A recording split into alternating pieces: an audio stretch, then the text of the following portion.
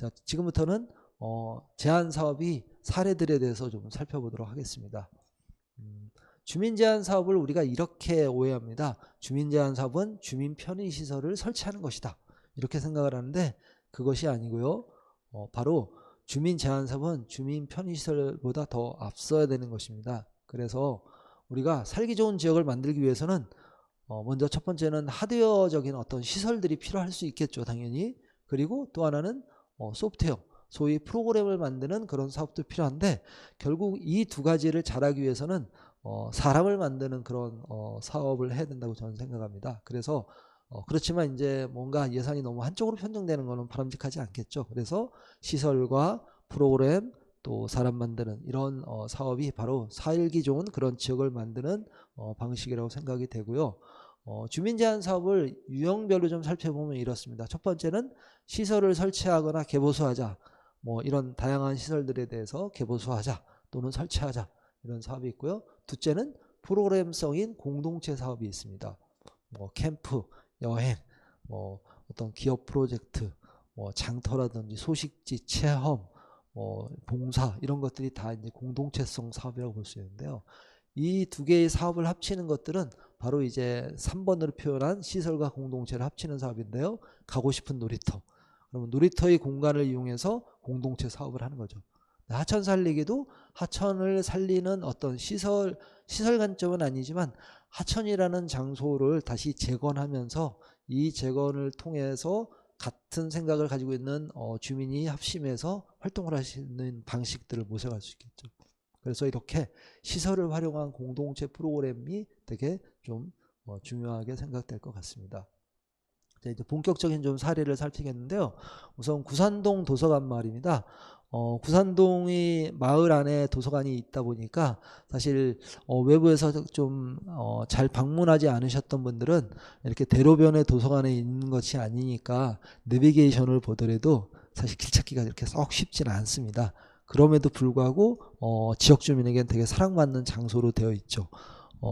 오래됐던 그런 연립과 다세대 다가구 주택들을 다시 재건축하는 방식으로 재사용하는 방식으로 하면서 건물이 구성되어 있기 때문에 도서관 안의 공간에 가면 계단도 다양하고요. 계단의 높이도 다르기 때문에 공간의 변화가 되게 좋습니다. 사실은 건축적으로. 그래서 저도 다른 여러 일들 때문에 구산동 도서관을 이제 가보고 있는데 일반적인 그런 도서관과 다르게 가지고 있는 좀 특징이 이곳에서는 되게 그 인간적인 높이, 뭐 그런 높이에 좀 잘 맞는 그런 도서관인 것 같습니다. 이 도서관은 은평구 참여예산 사업으로 선정이 됐고 서울시 참여예산 사업으로 마저 예산을 확보하는 방식으로 돼서 최종적으로는 도서관이 그렇게 공사가 마무리가 된 그런 사례입니다. 그런가 하면 은평물품공유센터는 서울시 사업으로 은평이라는 지역에 물품 공유 센터를 만들자라는 제안으로 선정된 그런 서울시 참여예산 사업입니다. 그래서 서울시의 센터입니다. 그렇지만 은평에만 있는 그런 공유 센터라고 보시면 되겠습니다. 또 이런 사업도 있습니다. 초등학교 주변의 통학로를 정비해서 펜스나 보도나 거울들을 정비하자, 이런 시설들이 사업들도 있고요. 또 하나는 주민센터 옥상에 나눔 텃밭을 조성하자. 유휴공간인 옥상을 활용해서 이렇게 텃밭으로 하고 그 텃밭의 목적성은 나누자, 네, 이런 측면의 사업들. 또 우리 동네 무장애 놀이터는 무장애라는 놀이터 공간을 외부의 시설로서 만드는 게 아니라 이렇게 실내 공간이긴 하지만 이런 관점에서 우리 동네에 운영하는 그런 사업 제안도 있었고요. 또 하나는 안전마을 조성입니다. 최근에 이제 은평구에서는 도시재생이나 여러 활동들을 통해서 좀 더 안전한 그런 골목길을 만드는 데 좀 집중을 하고 있는데요. 이 사업 같은 경우는 여러 부서의 사업들이 유기적으로 융합돼서 안전마을을 조성하는 방식으로 그렇게 추진이 되고 있고요. 지금 보시는 것처럼 올세이프존, 뭐 이런 관점으로 표현되어 있습니다. 침입 범죄를 예방하고 안심 귀가를 할 수 있고, 또 거리 주요 지점에 CCTV 설치, 그리고 언제나 위험이 있을 때 비상벨을 누르거나 하는 것들을 통해서 이렇게 조금 더 골목 안의 거주 공간을 안전하게 만들자는 것이고요. 밑에 표현된 것처럼 2018년도 주민참여 예산으로 만들어진 사업입니다라고 해서 이렇게 안내까지 되어 있습니다. 어떤 분이 제안하셨는지까지 이름을 넣는 방식으로 하고 있어서 사실 제안자에게도 되게 의미 있는 그런 제안이 될 수 있고요. 또 이게 참여예산이라는 사업을 통해서 이런 것들이 만들어졌구나 라는 관점에 있어서 또 되게 좋은 그런 역할을 할 수 있는 그런 방식이라고 보겠습니다. 신사 지하차도 인근의 경사로 정비 사업은요, 사실 이 사업은 제가 현장 조사를 통해서 원래 부적격이었던 사업을 이렇게 조건부로 해가지고 이렇게 결과적으로는 총회를 통해서 선정된 그런 사업입니다. 봉산 터널인데요. 신사동에서 봉산 터널을 지나면 이제 경기도로 지금 빠지죠. 도로가 개설되면서 제가 이 현장을 갔었을 때는 지금 맨 위에 있는 사진처럼 경사도가 되게 좀 급했습니다. 경사도 24%면은 휠체어라든지 이런 것들 못 올라가고요. 그리고 노인분들도 걷기 힘들고 이랬었습니다. 그 당시에는 봉산 터널이 개통되지 않았을 때 제가 갔었는데 이 양쪽에 있는 단지나 저기 이제 중학교가 있는데 중학교 학생들이 하교 시에 인도로 안 다니고요. 이 오른쪽에 보이시는 도로로 주민분들이 걸어오시는 거예요. 그러니까 인도는 가파른데 도로는 거의 지금 시각적으로 보시는 것처럼 평지에 가깝다 보니까. 근데 그 당시는 도로가 개통이 안 됐으니까 막다른 길이니까 차가 잘 안 들어오니까 안전에 좀 위험성이 없는데 이게 개통됐다는 전제하에 저는 그걸 생각했어요. 되게 끔찍했거든요. 그런데 처음에 이 제안은 경사로를 어떻게 정리할 것인지에 관한 게 사실 명확하게 드러나지 않았었습니다. 근데 현장에 가서 보니까 우리가 보통은 산이 높으면 산을 깎아서 높이를 낮춘다고만 생각하는 방식이었는데 저 이제 여기서 행정에서도 토목과에서도 도로과에서도 같이 나오셨었거든요. 그때 관련 담당 주무관에게 이걸 낮추지 말고 오히려 뒤를 높이자. 그러니까 뒤를 높이면서 오히려 경사도를 좀 느슨하게 하는 방법을 택하면 되지 않겠냐. 그렇게 이제 제안을 했어요. 그랬더니 담당 공무원도 그렇게 하면 해결되겠네요. 라고 해서 이 사업을 위원회에서 조건부로 이렇게 올렸었습니다. 그래서 최종적으로는 주민총회에서 선정이 돼서 아래처럼 보시는 것처럼 공사 후에는 경사도가 12%로 낮아진 이런 사업이기도 합니다.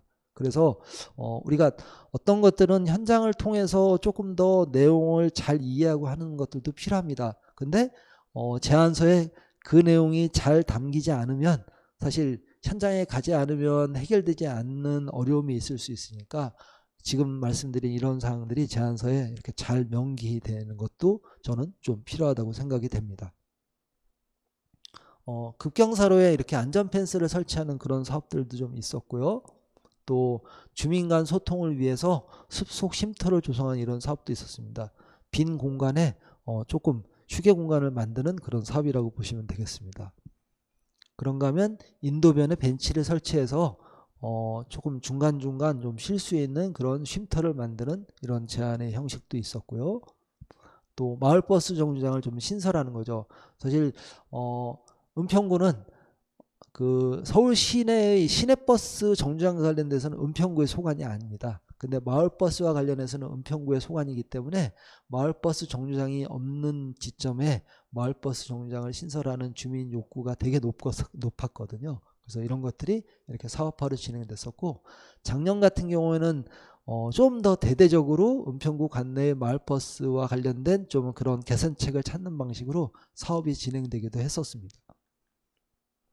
그런가 하면 요거는 좀 다른 지역이긴 한데요. 이렇게 북카페 공간을 통해서 유휴 공간을 북카페로 사용하는 그런 사례들, 아마 요즘에 저희 은평구에서도 주민센터 안에 이렇게 북카페 공간이 좀 만들어진 그런 경우가 좀 많이 있습니다. 그런가 하면 불광천에 원래 오른쪽에 보시는 생태학습 체험방이 없었습니다.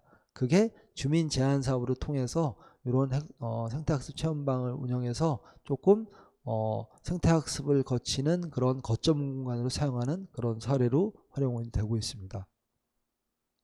또한 이렇게 주민 참여형 벽화 그리기, 수색동 같은 경우는 주민이 참여해서 벽화를 그리자.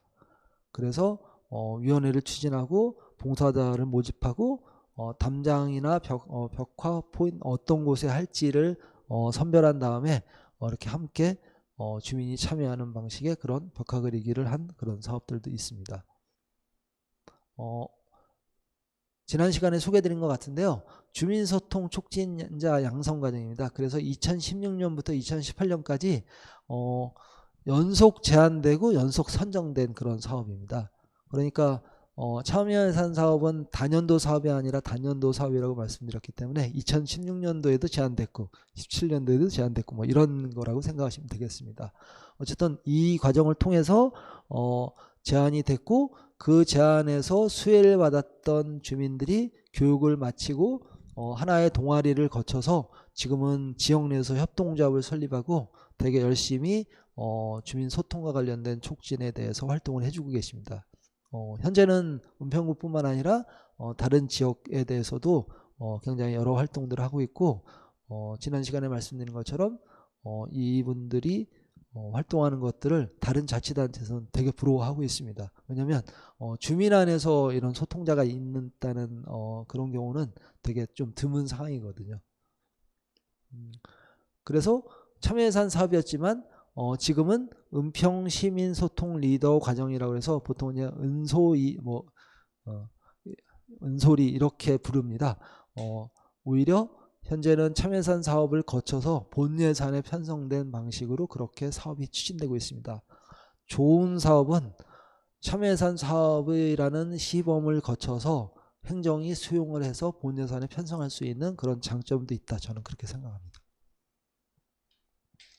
그런가 하면 나 혼자 산다 어르신 홀로서기 프로젝트는 남성 어르신의 자립을 강화하는 그런 프로젝트로 제안돼서 수행이 됐던 사업이고요. 이렇게 자존감 향상 프로젝트, 실생활 이론, 인문학, 요리, 야외활동 이런 것들을 통해서 그 프로그램이 진행됐고요. 요리 같은 경우는 사실 요즘에 그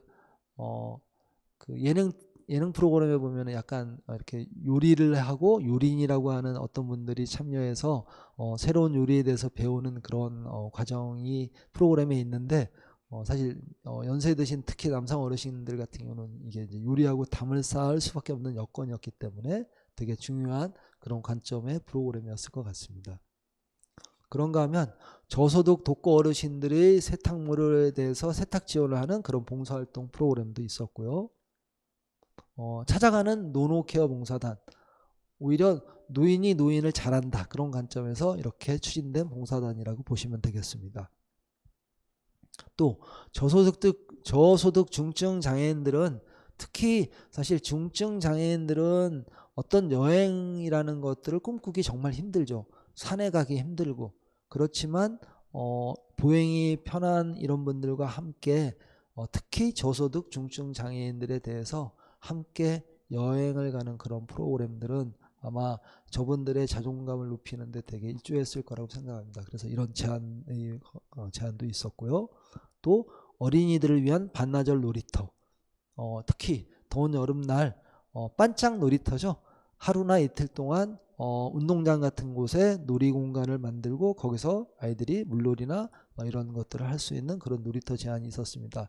이 사업도 그 같은 형식은 아니긴 하지만 매년 어린이날이나 또는 8월의 그 한참 더울 여름에는 혁신파크나 또는 은평구청 그 주차장이나 또는 구파발역 같은 광장에서 어린이나 청소년을 위한 그런 사업들로 추진되고 있습니다.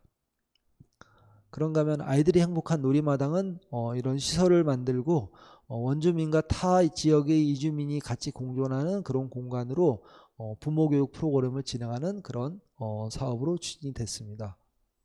또 초롱동이라고 하는 그런 관점의 전통문화 탐방을 하는 토요교실도 문화관광 해설사의 안내를 통해서 이렇게 추진이 됐고요. 그리고 옥구공원 같은 경우는 숲체험학교 같은 것들이 운영되기도 했습니다. 유아숲 또 초등학교를 바탕으로 하는 참여 프로그램이 진행되기도 했고요. 그리고 근린공원을 활성화한 이런 프로그램도 있습니다. 특히 녹번동에 이제 동근린, 서근린 공원이 있는데 서근린 공원에 마을 행사를 추진하면서 공원의 공간 활성화를 기한 그런 프로젝트죠. 그래서 이렇게 홍보하고요. 음악회도 하고요. 그다음에 마켓도 하고요. 그리고 영화도 하고 이렇게 특정한 시기마다 한 장소지만 다양성을 기하는 방식으로 공간의 활성화를 꾀하는 이런 프로그램도 진행이 됐었습니다. 이게 바로 이제 시설과 공동체를 함께 좀 이렇게 활성화하는 프로그램이라고 보시면 되겠습니다. 그런가 하면 신사일동 같은 경우는 마을 지도를 그릴 때 이건 동참회 예산이긴 했는데요. 오리엔테이션을 하고요. 그래서 부모가 함께 우리 마을에 대해서 이해하고요. 둘째 날은 마을을 탐방하고요. 우리 마을에 무엇이 있는지 이런 것들을 살피는 그런 마을 탐방. 세 번째는 탐방한 걸 전제로 마을 지도를 그리고 그래서 우리의 이웃들이 어떻게 있는지를 다 살피는 마을 지도를 확정한 다음에 이것들을 이렇게 마을 지도 책자로 만들었습니다. 그래서 이런 이제 프로그램도 가능하고요. 또 주민 스스로가 만들어가는 정감 있는 골목마을 만들기입니다. 이거는 은평초교에서 녹번초교의 골목 사이에 이렇게 나눔장터, 공동부엌 운영, 텃밭 가꾸기, 벽화, 쉬어가는 의자 놓기, 또 동아리 마을 강좌, 골목 축제 이런 내용들을 담은 그런 정감 있는 골목 만들기 프로그램이었습니다. 아까 제안서 양식에서 보여드렸던 엄마 선생님 만들기 프로젝트입니다. 은평구 참여예산, 서울시 참여예산 이런 방식으로 발전했고요. 엄마 선생님 만들기도 똑같이 협동조합이 설립돼서 계속 활동을 하시는 걸로 제가 그렇게 이해하고 있습니다. 엄마선 만들기 프로젝트는 이렇게 운영 실적은 총 65회 1950명이 활동을 해주셨고요. 굉장히 다양한 교육과 방식들이 운영이 됐었습니다. 그리고 뭐 수료와 진행 과정의 사진인데요. 활동을 어쨌든 지역에서 현재는 열심히 해주고 계신 그런 단체로 되어 있습니다.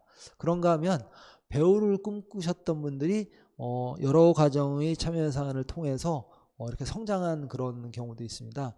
우선 첫 번째는요. 2016년대 주민 참여 예산 사업으로 제안됐던 거는 동네 배우를 공개 모집해서 우리 동네 연극을 만들자라는 관점으로 시작이 됐습니다.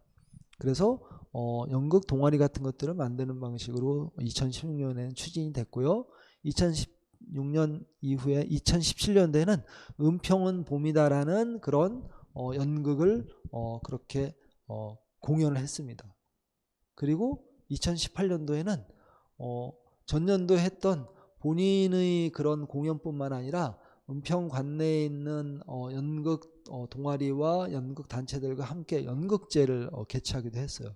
이렇게 처음엔 배우를 꿈꾸던 사람들이 이젠 조직의 단계를 넘어서 연극제를 가는 이런 일련의 과정들도 참여예산을 통해서 발전할 수 있었던 거죠. 네. 그래서 참여예산은 단년도 사업이긴 하지만 좋은 꿈을 꾸고 또 누군가가 뭔가 이루고자 하는 목표성이 있다고 하면 아마 그 목표의 가치가 많은 주민들이 함께 동의하는 것이라고 하면 이렇게 연극제 과정까지도 갈 수 있다고 저는 보여집니다. 그런가 하면은 청소년이 스스로 만드는 봉사활동 지도를 만들기도 했습니다. 그래서 커뮤니티 매핑을 하는 그런 봉사단을 구성해서 자원봉사활동처의 지도를 제작하고 나중에 가이드북으로 만들어서 인터넷에도 올리고 또 출력된 그런 유인물로도 이렇게 제공이 된 그런 봉사활동 지도인데요. 이렇게 지금 화면에 보이시는 것처럼 함께 워크숍하고 현장을 돌아서 연락처나 이런 것들을 다 조사하고 위치 파악하고 이런 과정을 거쳐서 인터넷에는 은평 자원봉사활동 지도라고 이렇게 올렸고요. 해당되는 기관에 대해서 좀 더 자세히 이렇게 확인할 수 있는 내용으로 담았습니다. 그런가 하면 유인물로는 청소년 스스로 만드는 봉사활동 지도로 해서 자원봉사활동처 지도입니다. 앞에는 위치에 대한 큰 표기고요. 뒤에는 기관 연락처와 이 내용들을 한꺼번에 담았던 겁니다. 그러니까 성인 관점에서의 우리 지역에서의 자원봉사처가 아니라 청소년들이 접근할 수 있는 자원봉사와 관련된 활동처를 총망라했다 이렇게 그냥 표현하시면 되겠습니다. 이런 활동들을 보고 신문사에서는 언론사에서는 또 이렇게 언론 보도를 또 해주셨기도 했었습니다. 그래서 이렇게 의미 있는 활동, 참여예산을 통한 제안 그리고 이 제안을 통해서 실행된 사업들이 의미 있게 그 과정과 결과를 만드는 것들을 좀 살펴볼 수 있었습니다. 자, 지금까지 되게 다양한 사례들을 좀 말씀드리긴 했는데요. 사실 이런 사례들 말고도 아까 소개해드렸던 서울시 참여예산 사이트 같은 경우에 살펴보시면 현재 사업이 어디 단계까지 추진되고 있는 것까지도 좀 보실 수 있습니다. 그래서 많은 제안들은 내가 제안하는 방식들에 대해서 생각하는 것뿐만 아니라 좀 더 높은 좀 이상을 좀 추구하는 방식으로 그렇게 제안의 형식을 좀 만드시면 당장은 해결책을 그렇게 결론이 나진 않더라도 참여예산은 매년 도전의 의미를 가질 수 있거든요. 저 역시도 올해도 2건의 제안을 했었습니다.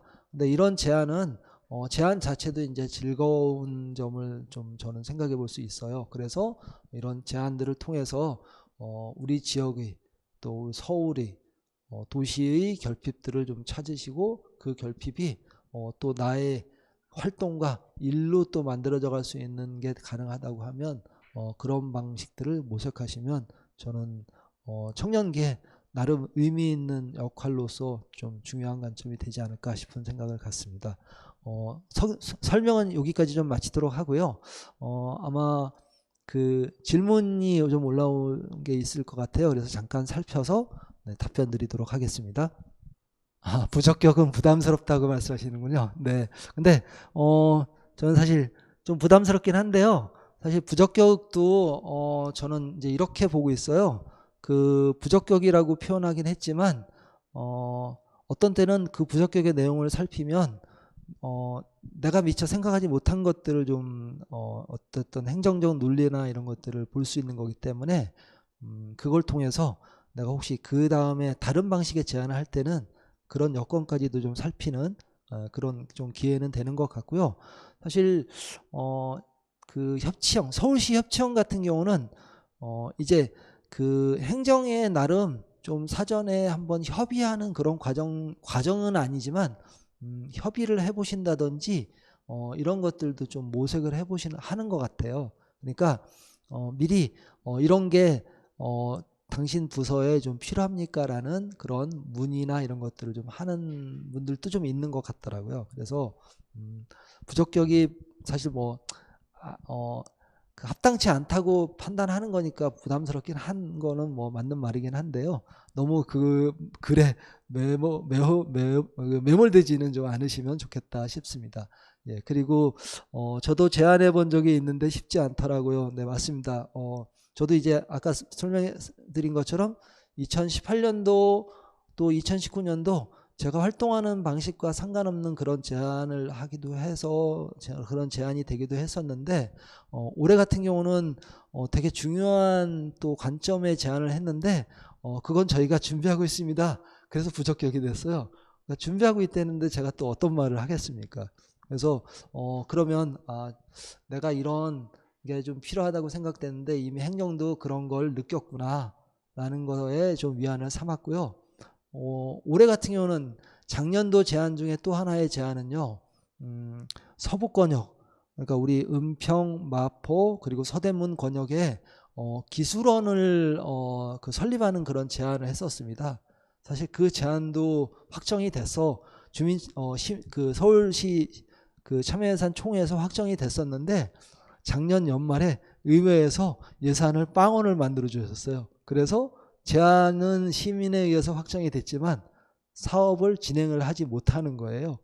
그런 사항도 저는 이제 겪어봤기 때문에 위에서 글로 써주신 이런 부담스럽다든지 이런 말에 대해서는 좀 충분히 위로의 말씀을 드리긴 하지만 네, 그런 것 같습니다. 그 다음 저도 사업 제안서를 작성해 보고 싶은데 기간이 최대 어느 정도 필요할까요?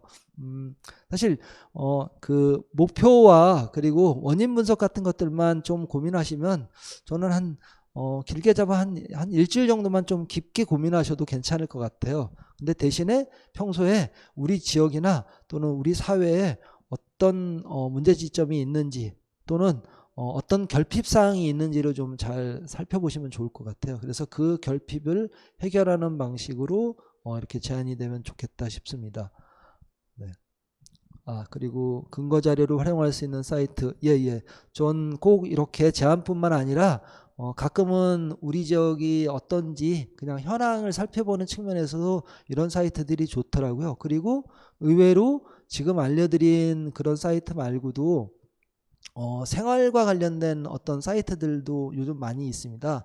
소위 빅데이터를 활용한 그런 사이트들이 있기 때문에 그런 것들을 좀 잘 이렇게 즐겨찾기 해놓으시면 나름 여러 방식에 활용하실 수 있을 것 같습니다. 너무 어려우시다고 정길수님. 네, 좀 더 쉽게 설명을 제가 드렸어야 되는데 어렵다고 생각하셨으면 좀 죄송하네요. 네.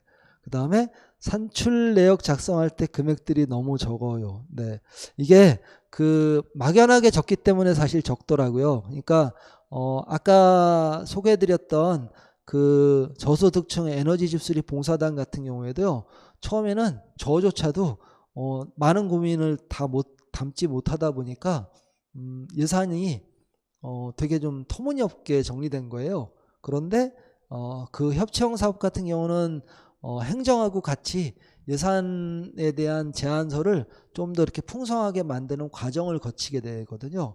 그럴 때 그 중간자적인 역할을 퍼실리테이터가 해줬습니다. 그래서 같이 막 논의를 하면서 이 제안서를 더 막 발전시키는 거죠. 발전을 시키니까 당연히 그런 사업을 하기 위해서는 이런 예산도 필요하겠구나라는 게 좀 잡히더라고요. 그래서 그렇게 좀 하다 보면 금액이 너무 작지 않게 그렇게 만들어질 수 있을 것 같고요. 시정책사업과 동정책사업은 제안서 내용이 많이 다를까요? 근데 사실은 똑같습니다. 다만 시정책사업은 조금 더 항목이 더 한두 가지 더 있다. 아까 보여드렸던 그 정도인 거고요. 동정책사업은 되게 좀 단순 명료하게 좀 생각하셔도 됩니다. 근데 지난 시간에 말씀드린 것처럼 주민자치회가 되면 동 안에서도 이제 사업들이 많이 늘어나야 되는 지금 이제 상황입니다. 그래서 저는 어쨌든 우리가 다양한 장소에서의 활동을 좀 이제 필요로 한다. 서울시 같으면 아까 소개드린 것처럼 서울시 참여예산위원, 동 같으면 동 주민자치회 위원이나 회원으로 활동할 수 있고, 또는 은평구 참여예산위원 뭐 이런 식으로 다양한 장소와 목적에 기반해서 활동하시고, 그런 활동을 통해서 조금 더 정보 취득이 원활한 방식이 될 수 있기 때문에 좀 그런, 물론 이제 청년으로서의 그 한계나 바쁨의 상황이 또 좀 다른 거는 있긴 할 텐데요. 그래도 그런 시간을 좀 잘 내셔서 접근하시면 좋겠다 싶습니다. 제가 생각하기에 은평구에 앞으로 필요한 제안 사업은 무엇이 있을까요? 야, 이거 답을 달라고 하시는 것 같은데. 저희 지역에서는 그 아까 제가 소개해드렸던 것처럼 이제 그 서울시뿐만 아니라 은평구도요. 아까 SDGs라고 지속가능 발전 목표 17가지 말씀을 드렸잖아요. 이제는 개별 단위의 사업의 방식의 시대는 좀 지난 것 같고요. 융합의 시대인 것 같습니다. 그래서 분야별 융합도 필요합니다. 아직 행정은 좀 그런 점에 있어서는 유연하지는 못한데 그런 유연함과 더불어서 융합이 필요하기 때문에 저는 이제는 하나의 방식의 사업보다는 다기능을 갖는 그런 사업들이 좀 필요한 것 같아요. 그래서 뭔가 요게 필요합니다라는 관점보다는 그런 17개의 분야가 다루고 있는 다양한 목적성들이 있거든요. 그것들 중에 아까 그 대표적으로 통계 사이트들을 보여드렸는데, 그런 통계들 중에 우리가 구현하지 못하는 그런 내용들이 있습니다.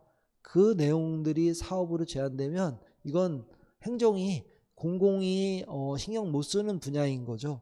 그래서 공공이 신경 못 쓰기 때문에 임시로라도 단년도라도 이런 예산의 사업들을 해볼 수 있다라고 저는 보여집니다. 그래서 그런 측면에서 그런 방향들을 많이 살피시면 좋지 않을까 싶습니다.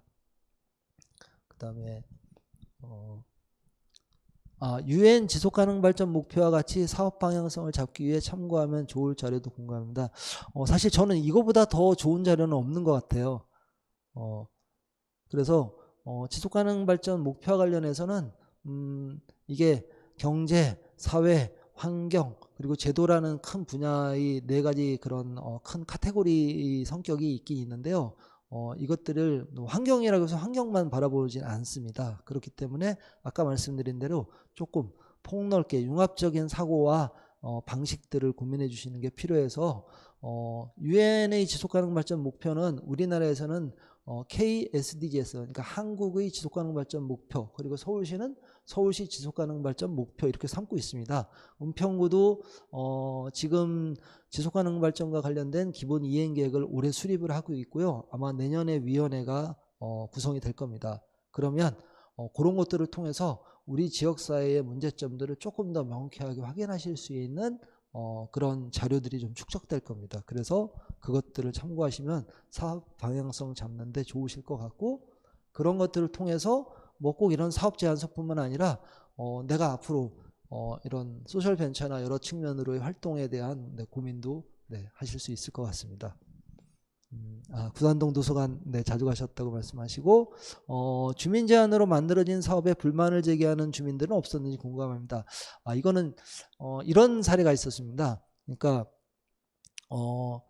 그 공원에 화장실을 설치하는 사업이 확정됐어요. 그런데 이 사업이 초기에는 공원에 화장실을 설치하는 게 확정되긴 했지만, 시행하기 전에 주민 설명 같은 것들을 했을 때 실제로 집 가까이에 공공 화장실이 설치되는 것들에 대해서 반대하신 주민들이 있었던 겁니다. 그러다 보니까 그런 사업들은 원활하게 추진되지 않는 방식일 수밖에 없기 때문에 사업이 안 된 경우도 있습니다.